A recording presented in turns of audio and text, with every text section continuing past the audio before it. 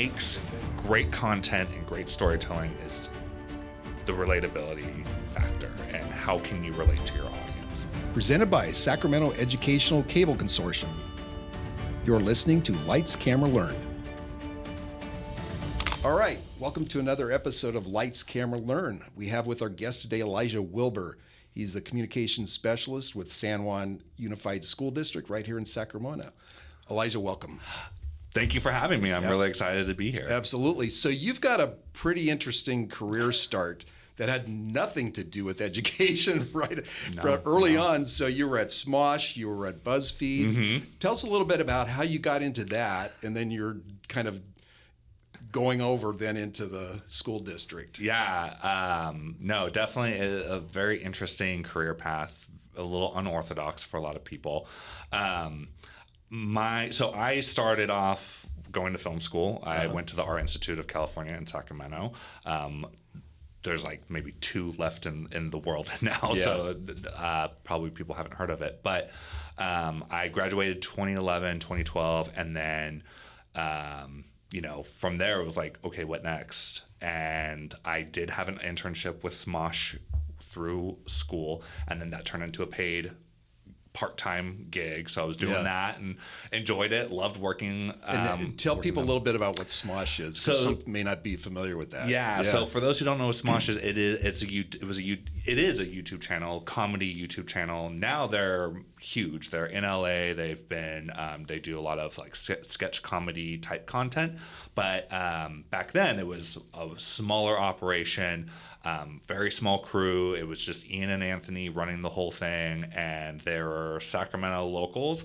They got a couple of their like homemade videos went big, and then they got the opportunity to just make this their job. I mean, it was legit their job. And they were at a time when it was probably a little easier to do that. Way easier to get that following. Sure. And so they blew up, and they hired a local filmmaker, Ryan Todd. He was their executive producer and ran the production. So I worked for him and supporting with editing and offloading the footage from the camera onto the computers to get a rough cut going.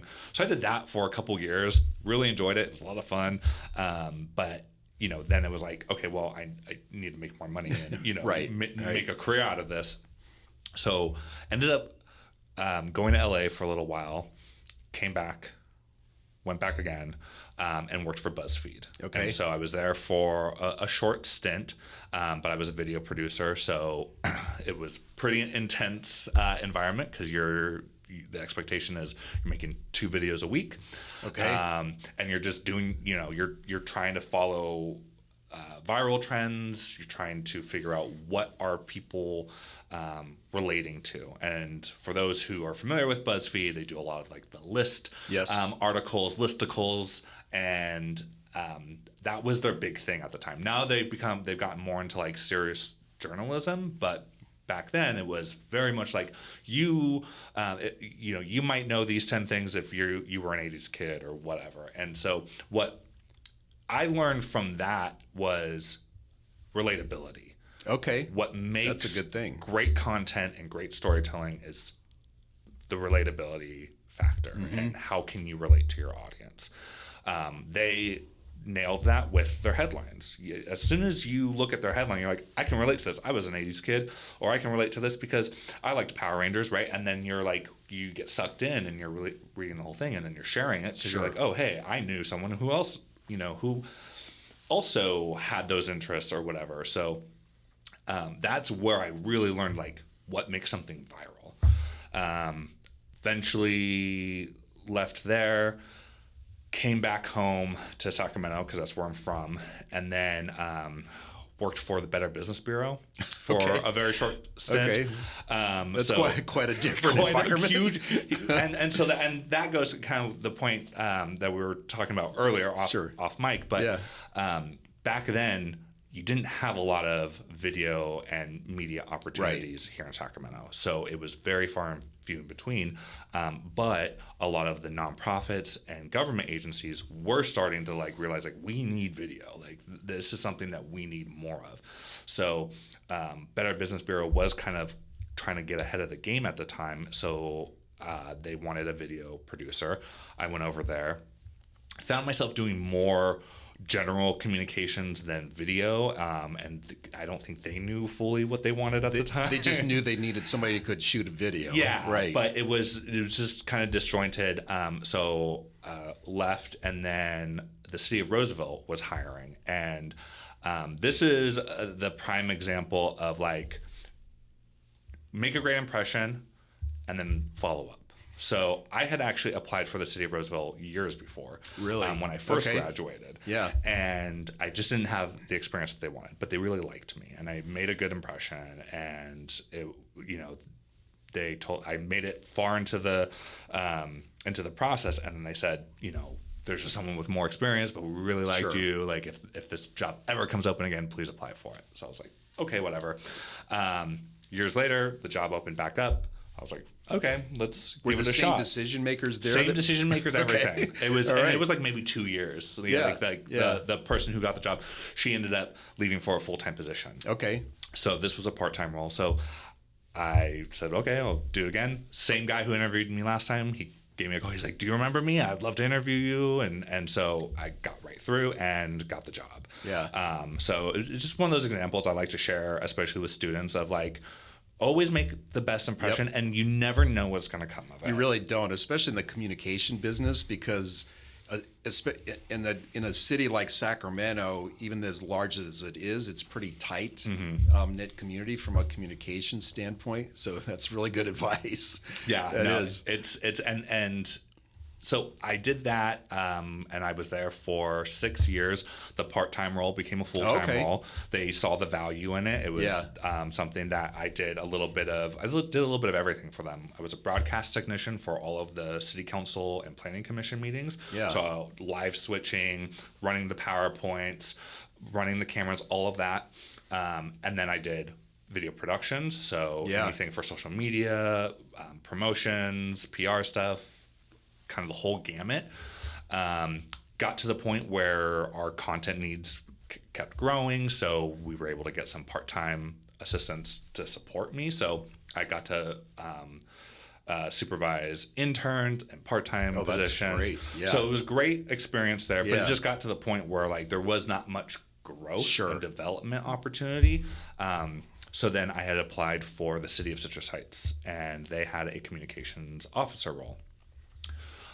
Very different, but smaller city. In what way was it different? Yeah. Smaller city. So city of Roseville, huge city. Right. Lots of resources, lots of departments. So I was supporting multiple departments in my role. Okay. At the city of Citrus Heights, it was one comms person that was under the economic director. The economic development director. Yeah. So she oversaw economic development and communications, but like everything was pretty much on pretty communications. Different roles. Yeah. Like definitely some crossover, but overall, like you got to be able to focus on one or the other. So the communications officer was kind of like everything was on them in terms of communications. So did that. I again hired for my video production skills, but then like doing everything else. And it was intensive. It was a lot. And then at the time my wife and I were expecting our first daughter. Okay. So it just wasn't, it wasn't conducive to what I needed at the time, and couldn't afford to be waking up with anxiety every morning. So no, that's a horrible way to live. That's for sure. So ended up kind of came to a crossroads of what am I going to do? Do I kind of thought maybe I just quit and freelance and start my own business, or I find something else. Yeah. But the problem was that everything else just didn't pay the same. Yeah. So it was a hard decision. My wife was in favor of more security. Yeah, she was like with the kid on the way. She's always been supportive of me having my own endeavor, but was like, could you do something a little bit more secure? So San Juan Unified had a position open. I knew somebody who already worked in the district, And so I reached out to her and I was like, hey, like, is this on your team? And she's like, yeah, you should totally do it because we need a video person. Yeah. I'm like, cool. Like, if I'm hearing that you need a video person, that's my skill set. That probably means I am a good fit. Yeah. So went for the position and got it. And that's where I'm at, and I'm gonna get. That's like that's the summary of it. Sure. I could go into different things here and there, but I know your questions are gonna touch on some of those things. Well, that's okay. One of the things, partly what I already see as a common theme here, Elyjah, is that you've been willing to do whatever the job needed you to do to be able to also advance and get where you're at today. I mean, I think a lot of people get kind of narrow focused and go, I only want to be a video producer. That's all I'm going to do. And if that job doesn't let me be just a video producer, then I don't want to do that job. It's hard. I mean, that was kind of the mindset I had coming out of film school. Sure. Right? You go, well, I went to film school. This is what I want to do. I want to be in TV. I want to be in film. And I think what the disservice that happened to me in film school was not really being exposed to all of those other opportunities, right? The opportunities that come with like working in the public sector or education or whatever the case. But in all fairness, those opportunities weren't really it's true. There. Right. So it was kind of this like weird middle place where most of the opportunities that were known were in traditional media. Yeah. And so as we advanced in technology and social media and all that, then all of these other opportunities started to open up, and then you go, oh, there's so much more you can do with this. Right. And if you do have other interests, like for me, local government, community building, all that, I've always had an interest in that, but I never wanted that to be my career. Right. But being able to fuse the thing that I'm good at, that I enjoy, and something that I'm interested in has been fantastic. Yeah, sounds like it. So now that you're in this role at San Juan, just kind of describe your team and what a typical day would look like. Or is there a typical day? I mean, I would argue in any media role, you probably don't have a typical day, right? Yeah. As you know. Yep, that's true. We run a little bit between like a PR firm, a news agency, a little bit of everything kind of comes into our role. So when you think about communication in the public sector or in education, there's every agency is different in how they utilize communications. There's the more traditional look, and then there's kind of like the anything and everything. Yeah, we do a little bit of anything and everything. So we're a very large school district. San Juan Unified is about 64 schools. We have a huge workforce, a lot of students. So therefore, we have a pretty large team. We have a team of 7 who are dedicated to communications. And we're our overall head honcho. He is our chief of staff. Yeah, and he is a cabinet level. So cabinet, when we talk about cabinet, it's like the executive leadership. Sure. Yeah. And so he oversees a couple of departments, our department being one of them, but he's from communications. So he gets it. He gets it. Yeah. And he's very good at advocating for what we do. So hence why we have a sizable team. Yeah. So we have our director, and then we have an administrative technician who supports all of our admin needs, and she's fantastic. And then we have 2 communication specialists, myself, and then someone else brand new to our district. We help support with our facilities and bonds communications. Sure. And then storytelling. Yeah. I do a lot of video multimedia. She's going to be focusing more on our events and event planning. So a little bit of everything. Yeah. But then also working with the media, doing a comms plan, just a lot. And then we have another communication specialist who focuses primarily on our digital communication tools. Okay. So our website, we have one-way communication tools. We have two-way communication tools. We have a whole gamut of ways that we communicate with families and teachers. So she supports primarily in that arena with providing trainings on those tools, technical support, and then also supports in some of our storytelling efforts, social media. And then we have two pretty new roles that are actually a little bit unorthodox. You're starting to see these pop up more in other school districts, but there are cultural communication specialists. And what do they do? So we have our top languages throughout our district are Spanish and Farsi Dari.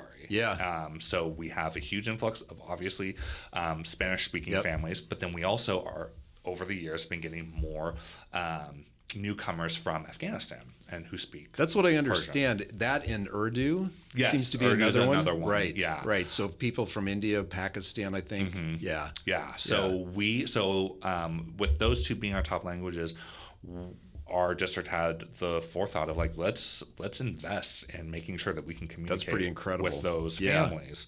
So we have one who focuses on our Spanish speaking families and one who focuses on our Farsi Dari speaking families. Okay. So they help with translations. Yeah. They help with just thinking in that, like, okay, when you are going to translate something from English to this other language, will it make sense? Right. And we have one of our specialist who focuses on our Farsi Dari speaking families always at my desk and saying, hey, when you write this, what do you mean? Tell me what you mean. And so we'll talk it through, and he'll be like, okay, can we say it like this? I'm like, yeah, absolutely. And he's given me a great lens to think of like, okay, how can I write this to make it more understandable for everyone? Yeah. So when they do that, are they having talent that speaks the language? Or are you dubbing it in, or is it closed caption in that language? So when we for video content, we focus on like dubbing if we want it to be focused on that. Right now, we mostly just do closed captions. Sure. And that is at least better than nothing. But when we are doing something that is going to be focused more on our Farsi Dari speaking families or our Spanish speaking families, we'll do subtitles. Okay. Because right now that's easier than having them do the video in their native language and then having to caption in English. Yeah. It's a little bit easier for us to do it the other way. So, right. But there's always conversations of how can we be more inclusive? How can we do this differently? So we're constantly trying to find other ways to be inclusive. So when you do these from the language standpoint, how much cultural elements are you trying to say, do we need to keep in mind as we're writing this? It's really like the keeping it simple. So like, for example, I was writing something about our bond measure. I was talking about a facility upgrade that's possible because of a facility's bond measure. Yeah. And so the conversation was, well, what is a bond? Right. What does that mean? Right. Right. Okay. Let me simplify this. It's a loan, right? Yeah. It's a loan that has to be approved by the taxpayers. Okay. What is measure? Yes. Okay. Right. So taking those concepts that to an English speaker, you know it. Yeah. Sometimes you may not necessarily know what it means, but you know it, right? And you know the application, you know if you know the context, you get it. But for someone who doesn't speak that language and comes from a country where that's not a thing, right? How do you explain it? Yeah. So then simplifying the language, right? And honestly, using language that everyone can understand. Yeah. And even an English speaker would be like, oh yeah, like that makes more sense than just calling it this, right? So it's just those little like nuances that you start to think about, like, oh, I just need to find a different way to communicate it so that everyone can get it, and then it's easier for my translators to come in and make that better. So what's interesting about this here, Elyjah, is that there's people may not realize it, but you're still incorporating storytelling in all these projects, right? So describe a little bit about just kind of mentally what you start thinking about when you're handed something like this. All my career in video production, I think the question that I have always told people you need to ask yourself is the why. Yeah. What is the why? Why are we doing this? Why are we talking about it? Whether we're talking about a video, whether we're talking about social media posts, an article, it doesn't matter. Like, at the end of the day, why should I care? Right. And why should your audience care about this? And when you unlock that. That's the key. That's the key to success with almost everything you do in storytelling. Going back to my experience at BuzzFeed, when you looked at their listicles and their articles that they did, their videos, it was always about how can we relate? How can we make somebody relate to this content? And that's your why, right? Yeah. Like your why is like, why do I care about this? Oh, well, I care about this because I was an 80s kid and I want I want that nostalgia, right? Like and I want to see what length my hair says about my personality. Exactly, right? Yeah. You always, so your audience is always in it for themselves. Yeah. When we go into public sector communications, the why is obvious. Yeah. It's probably even easier, right? Yeah. Because then you're like, okay, well, I'm talking to voters. Yeah. And they want to know, why should my taxes go up? Yep. Okay, let me explain this to you. Let me explain to you the benefit. Let me explain to you the community benefit, right? So like looking at those opportunities of, it's an opportunity to educate and inform. Yeah. And when you're making a video, like I always tell people, I'm like, why would I watch this video? Right.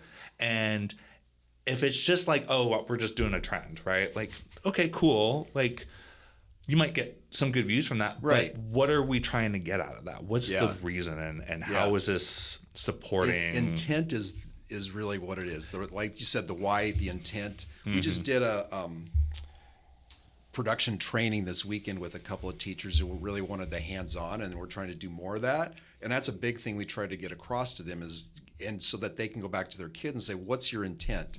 Is it just to complete the project and you can check it off? And I strung a bunch of video together, right? Yeah. Or did you actually tell a story, and what was the intent of the story? Absolutely. Yeah. So I mean, that's it right there. That's the biggest thing that I think people need to understand. It's the why. So when you look at the projects that you've worked on, Elyjah, what's one in particular, or maybe there's more than one, that stands out that you're really proud of? That's a hard question for me because I've done so much. Like there's a lot of content that, and like there's things that you're really proud of in the moment, and then you go back and you're like, that was not great. Or vice versa, you get it out and you're like, I just wanted to be done with that. And then you go back and you're like, that wasn't so bad. Like why was I hating on that so much? I would say for me, it's less about the final product. And I don't know if this is just something that for me has just come with age or where I am at in my career, but it's less about the final product and it's about the process. I enjoy it's what I get out of the process the most that has resonated with me. So for example, I just finished working on a video for one of our high schools, and they wanted to highlight their international studies program, which is a great program, and they had some students who wanted to be on video, who were open to it. And I got to interview them, and they were amazing. They were fantastic. And it was that interaction alone was so satisfying to like work with them, hear their answers, and then them be excited when I'm like, that was a great answer and that was so good. I'm like, we're gonna move on. And that I think stuff for me is what resonates more these days, of just those interactions and the process of getting to work with students and teachers and just making them feel comfortable, making them feel proud of what they did, in the interview and what we're working on together. I think those are the things that have really, for me, like been stand that's out. That's a really good response, because you're right there. When you do so many of these projects, it's not that they all kind of munge together, but it's hard to find the one or two that stands out. The only other thing I would probably point to is our Spirit of San Juan Awards. Okay. We do a annual awards ceremony for basically to recognize outstanding character and removing barriers. Okay. And so that's open up to students, teachers, staff, and volunteers. Okay. So I've done 3 years so far. We're going to be coming up on 4 years of it. And what I love about that is, I get to be part of the process. I get to be part of the judging process. So I'm the second round of judging, and basically looking at like storytelling opportunity and who's really like just going above and beyond, that comes down to me and a couple of my teammates, and it's incredible, and it's great to we call up their references, we hear about them, and while we're doing that, we're also going like, is this a video opportunity? Right. So when we do that, when we narrow it down to 6 honorees, then we notify them. We let them know there's going to be a great event in their honor, and then we're going to make videos for each one, and then we're going to show them at this event. Yeah, I love that. I think that is it's a fun event, and we really up our production quality for those videos. Oh, I bet you do. So we bring in the lights, we do multicam, and we get B-roll and all the things. It's fantastic. I love it. Every year is bucket filling because, especially working with the students. Right. My first award, there was a elementary student named Tiba, sweetest little girl.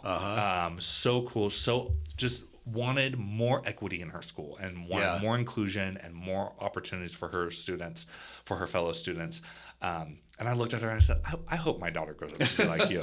And it is pretty cool to see these little kids do this kind of stuff. She's a leader. She's a natural leader. Yeah. And so she's like, can I hug you? like it was a cool moment. So those are, and then, then later, like I worked with another high school student who I still keep in touch with. She's over at Harvard. She's doing amazing things.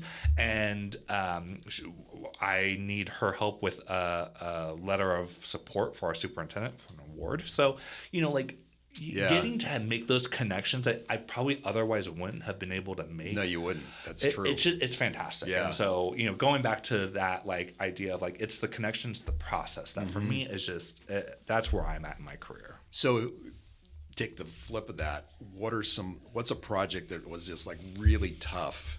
And then how did you get past that? Fatherhood.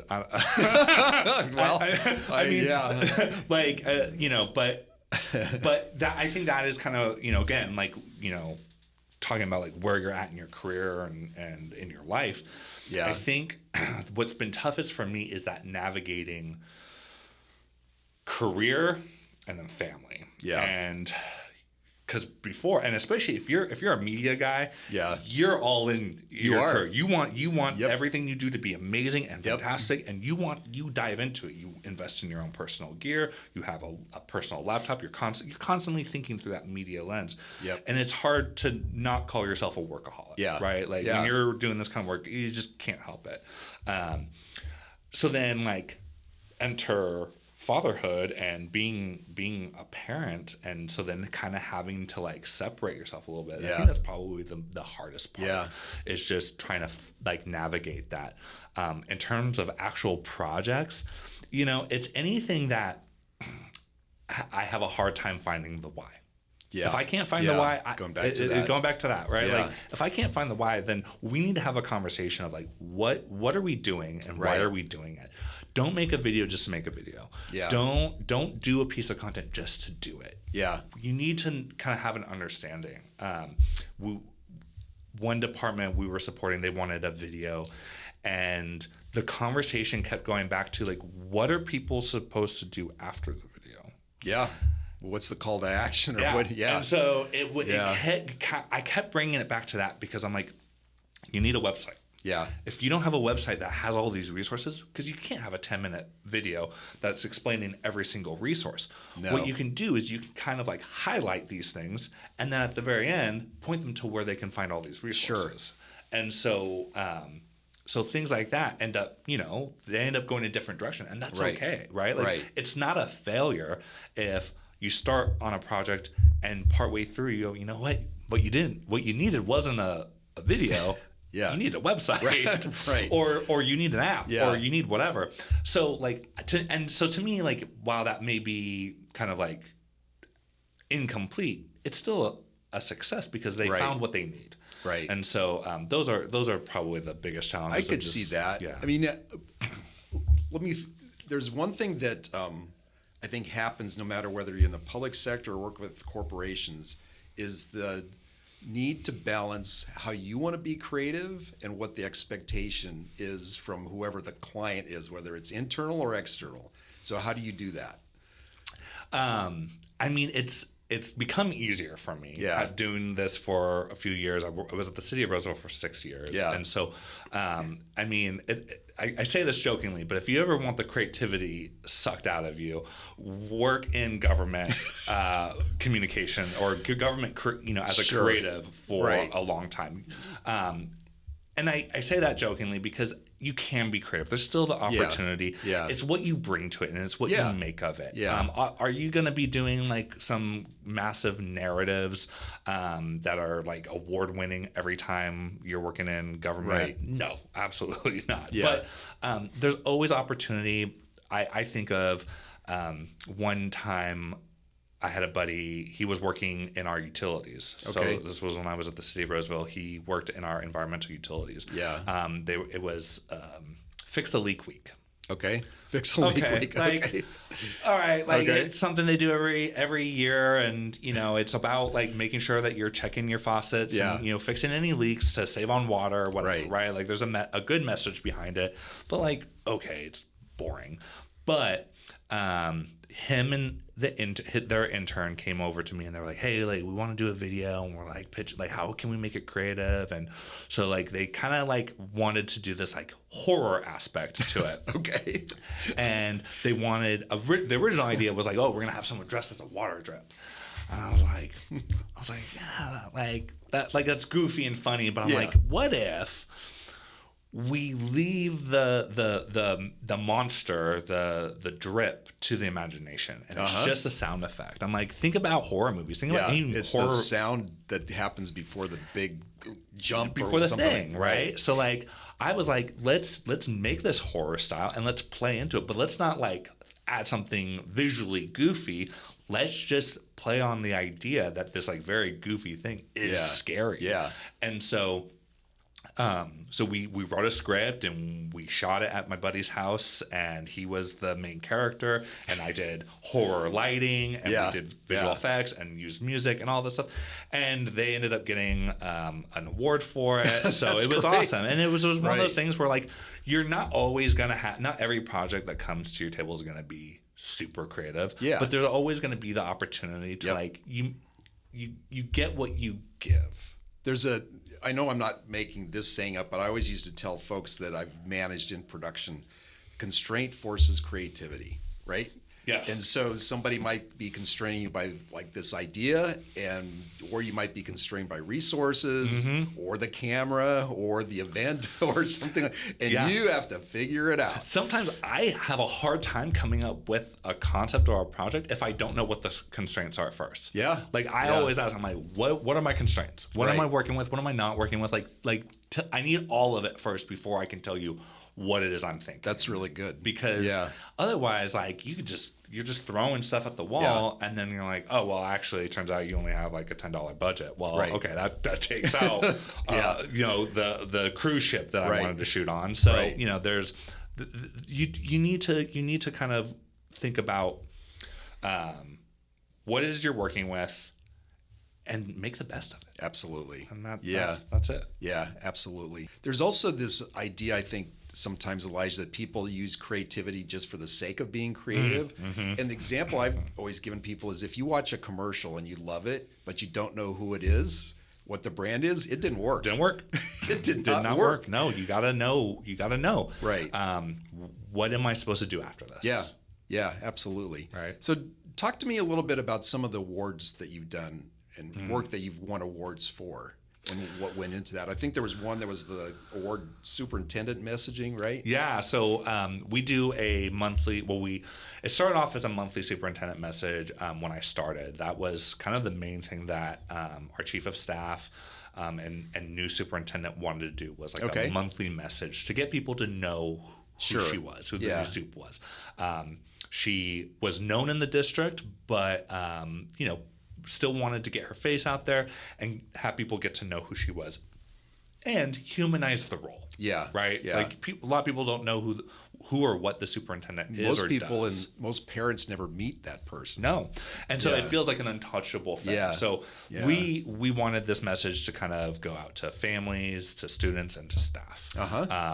So that started off as a monthly, and it's slowly evolved. Now we do it quarterly. Right now we're revamping it, and we're focusing it more on our strategic plan and some of our goals around curriculum and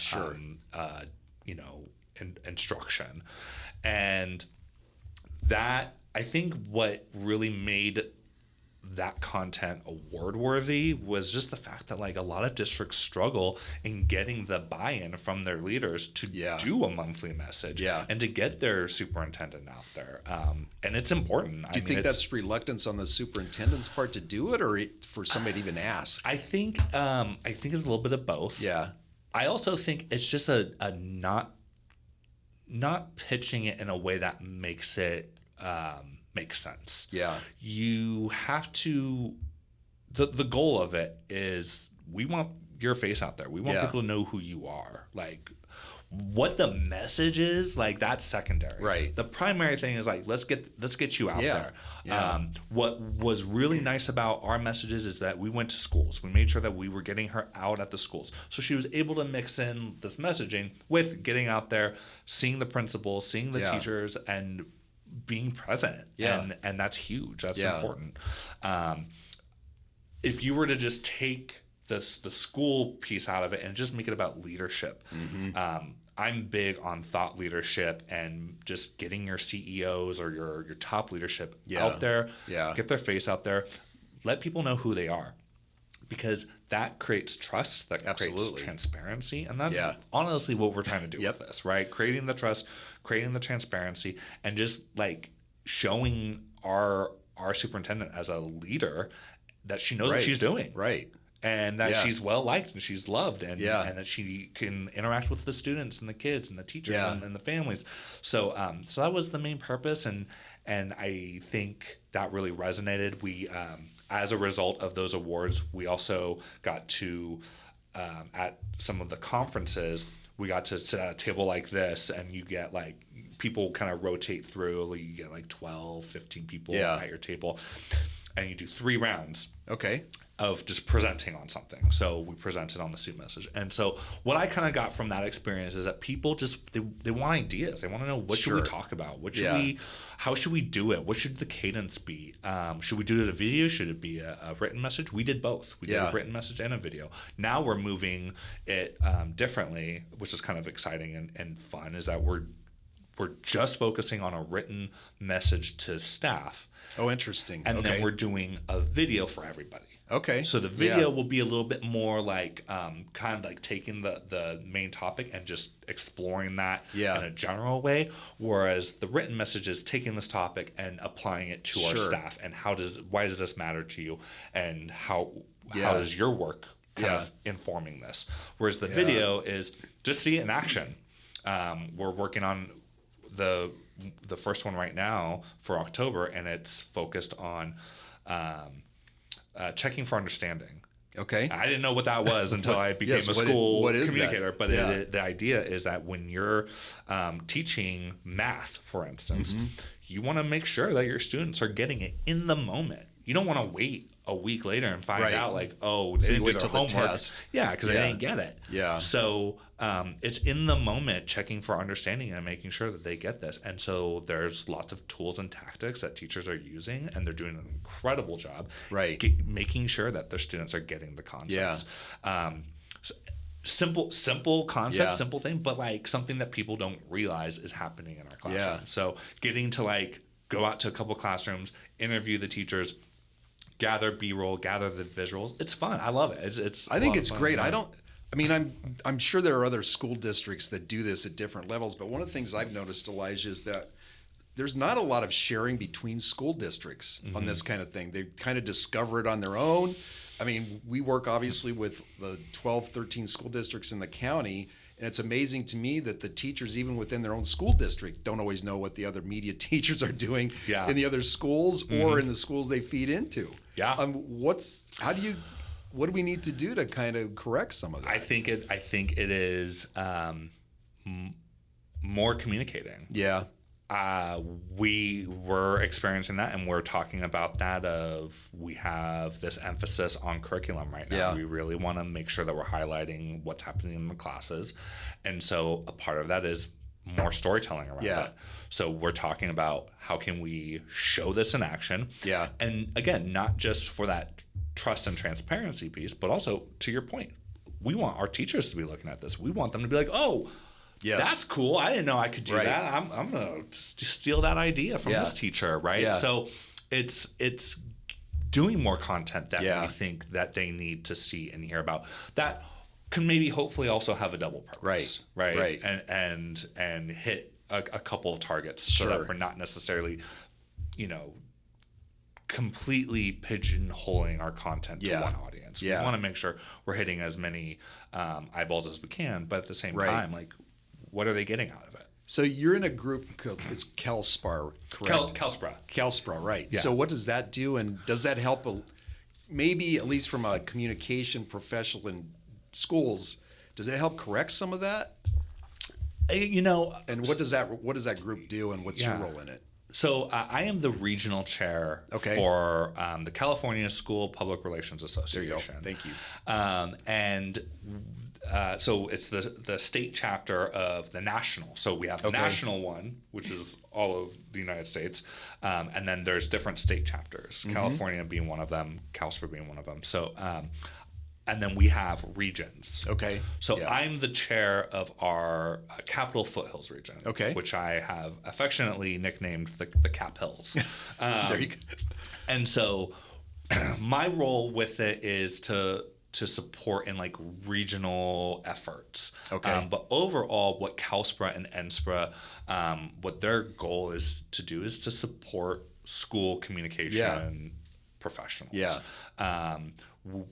NSPRA does an annual national conference, and then all the state chapters, they put on state conferences, Yeah. which are smaller in scale, but very impactful. There's a lot of peer-to-peer learning, and it's really just the opportunity to get more professional development and support for what we're doing. Yeah. Again, going back to the idea of like school comms, there's a lot you're doing, and you're doing a little bit of everything. Yeah. But one of the biggest things is it's the strategic Okay. That makes component sense. that is super important that I think we're seeing more and more throughout the country of leaning on your comms people, leaning on your comms department for that strategic approach of how to impact decisions and make decisions. And so NSPRA and CalSPRA, they really support in that. They really support in the tactical learning, the strategic learning.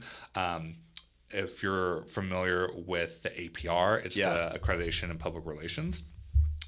They support in any professional wanting to get their APR. Our boss, my boss, and our director of communications, she just got her APR, and that was through a cohort that CalSPRA offers. Okay, yeah. So, there's a lot of great opportunity to develop yourself through these organizations. And so what I love about it is the development piece and being a part of that, but then also really kind of just getting to come up with new ways to provide that for our region. Yeah. So, like we rely on like the national and the state for like the big things, but then I get to come up with these fun little like, we just did a fun PD, like full day PD opportunity at the Placer County Office of Ed. It was a full day. Anyone in the region and outside of the region could come. If we had someone from the Bay Area, we had people come from our northern region. That's fantastic. Yeah.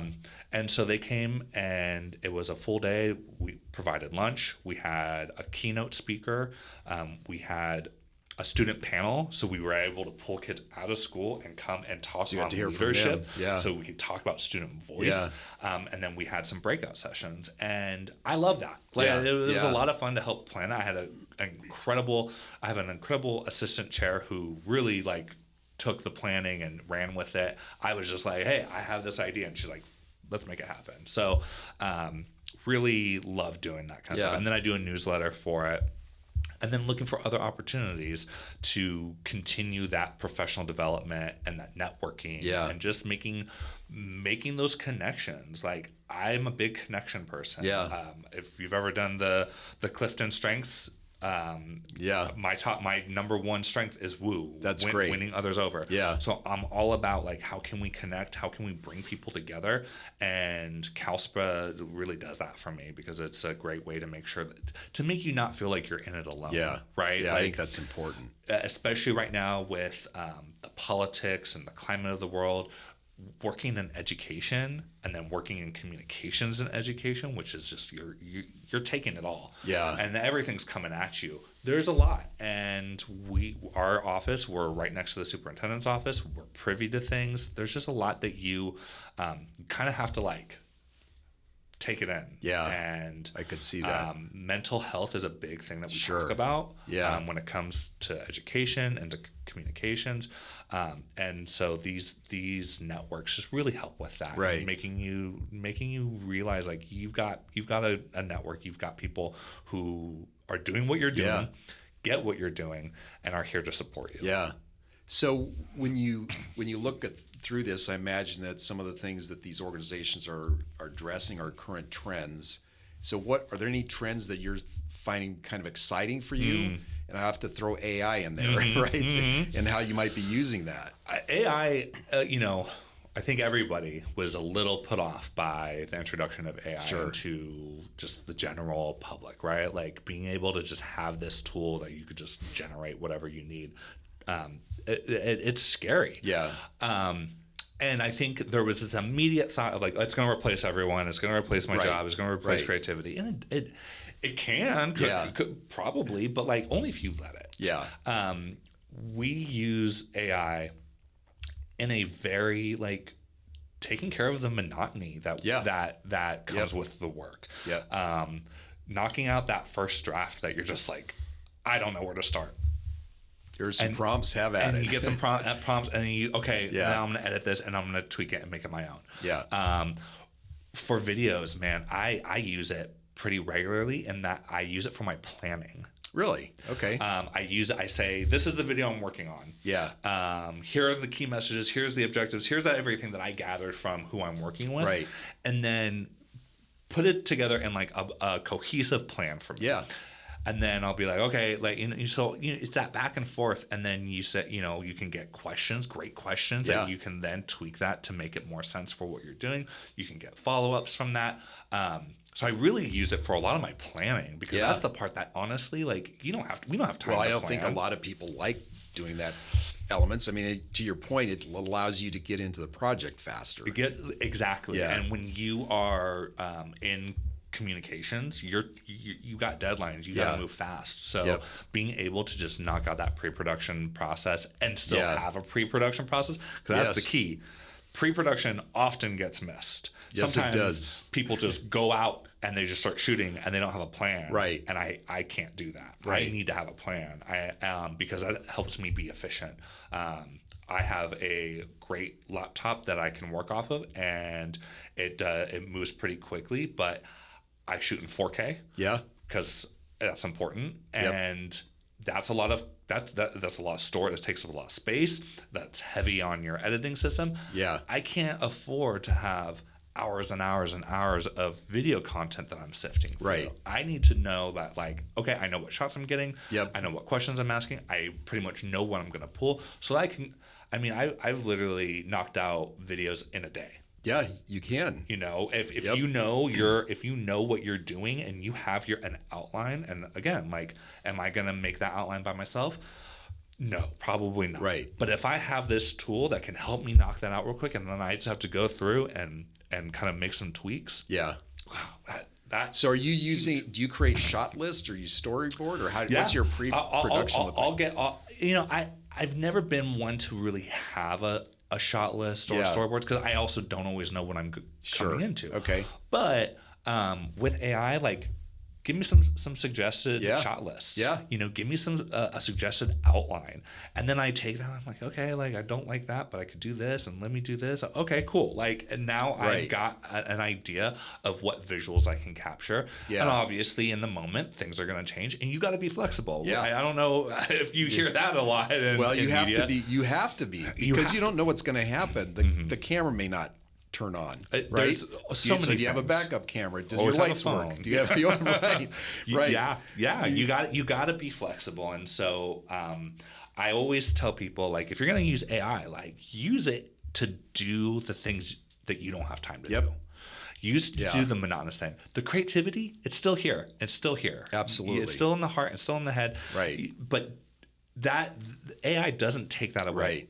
But what it can do is so powerful in freeing you up to do those creative things and to do the fun things. So that's how I like to use it. So where do you get your creative inspiration from? You know, it I didn't changes. prepare you for that question, did I? No, but you know, I mean, I am.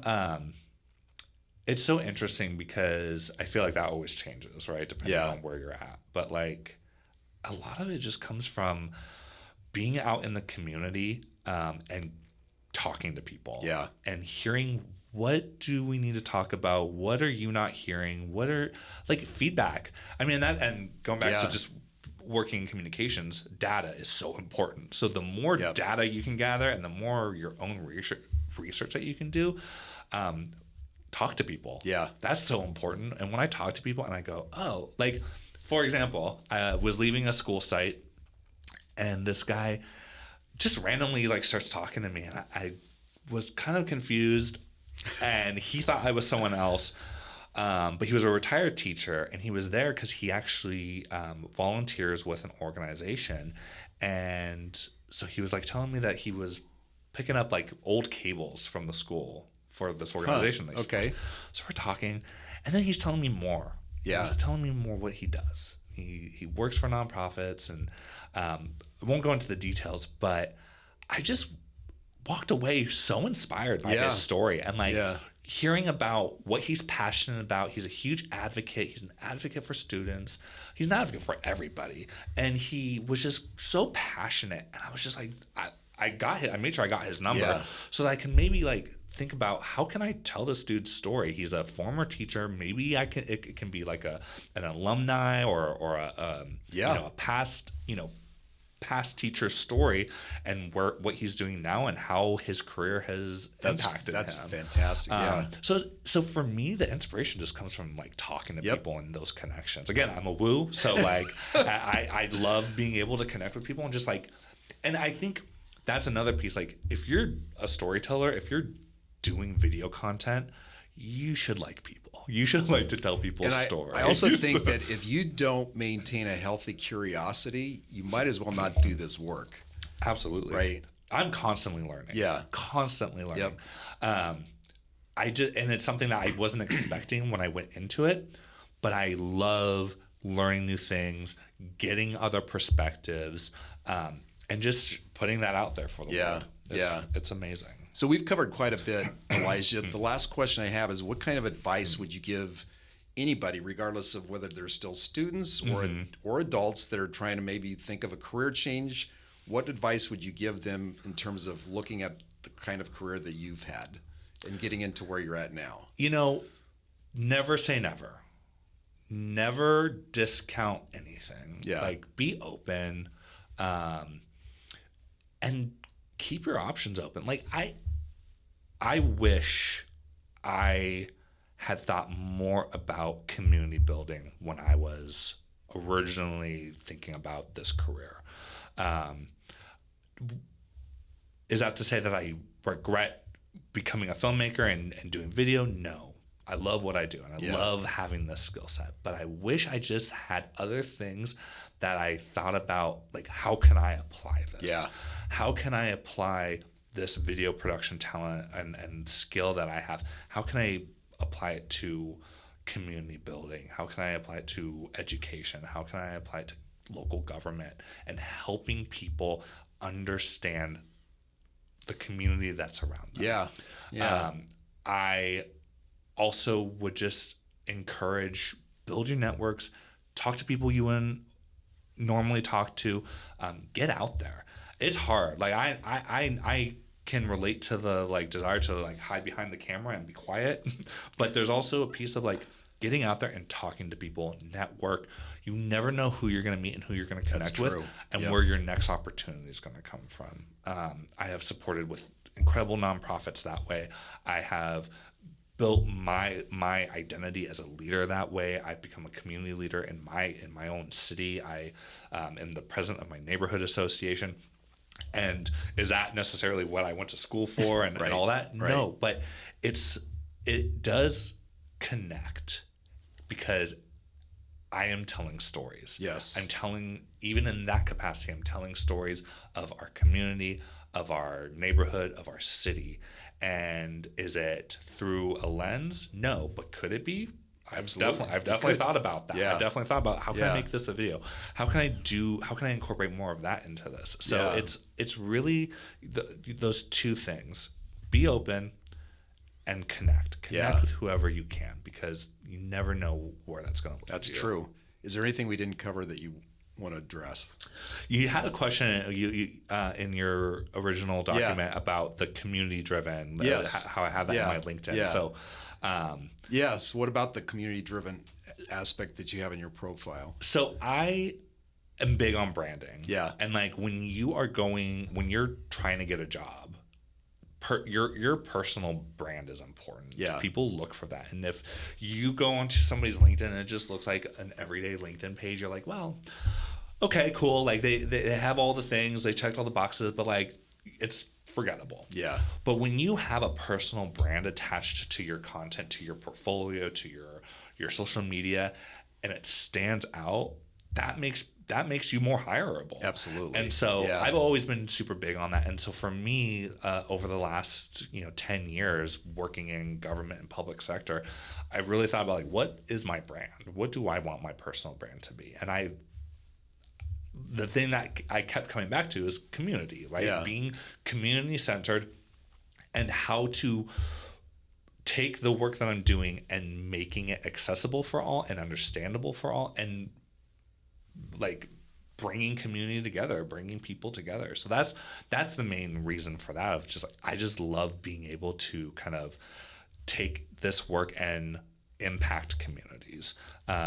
When we look at the school district and the work that I'm doing for the school district, I'm talking to a community when I'm putting out social media content, when I'm making a video. We're bringing community together. We're helping families. We're helping students. We're helping our staff with something, right? And that's always the point, right? Like, how can we support them with this? When you're working in the city, whether it is informing them on a tax measure, or you're letting them know about rate increases or whatever, you're talking to a community, you're trying to help them understand and try and support them in any way you can. So I just always come back to that. Like I'm a community-centered storyteller, and that's what I tell stories about. I think that's important because that idea of what's your personal brand, most people don't think about that. They just think, again, about what they can check off. Mm-hmm. And I think that's great that, one, you've identified what it is, and what you've identified is very important. Yeah, it is. All right. Well, thank you. This has been great conversation. Appreciate you, Elyjah. That's it for this episode of Lights, Camera, Learn. You can catch us on Spotify, Apple Music, Pandora, as well as our website, secctv.org. You can also support us on Patreon by clicking on Lights, Camera, Learn. Till the next episode, make it a great day.